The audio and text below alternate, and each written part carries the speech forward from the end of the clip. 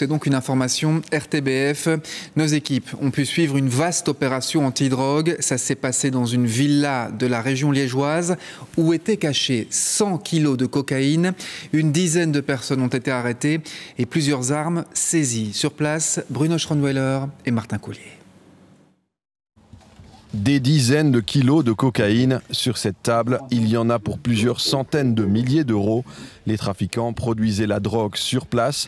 Dans ce jardin, ce qui semble être un simple container est en fait l'entrée d'un vaste laboratoire souterrain. Donc ici, vous avez dans le container, ici à l'entrée, vous voyez déjà toute une série de bidons de produits chimiques. Et puis alors, vous avez fait cette fameuse trappe avec un escalier et puis une échelle.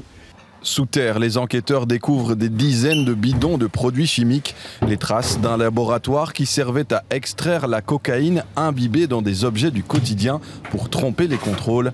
Les trafiquants la reconditionnaient ensuite pour la vente.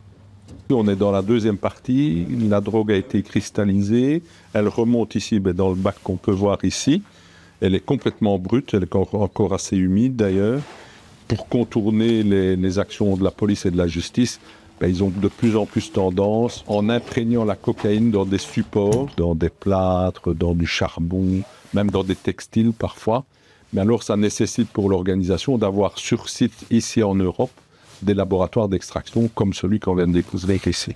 Un procédé qui serait de plus en plus utilisé par les narcotrafiquants. Cette année, 23 laboratoires ont été démantelés en Belgique.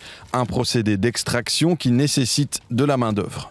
10 personnes ont été arrêtées, notamment 6 personnes d'origine colombienne, dont on peut supposer que le rôle est évidemment un rôle de chimiste. Ce n'est pas très étonnant, c'est une certitude. Maintenant, ce procédé qui veut qu'ils viennent en Europe pour travailler sur place, ça c'est assez nouveau. C'est un de mes combats depuis maintenant longtemps, c'est de dire que si vous empêtez une organisation criminelle sur son terrain de jeu, elle ne va pas mettre longtemps pour trouver un nouveau terrain de jeu.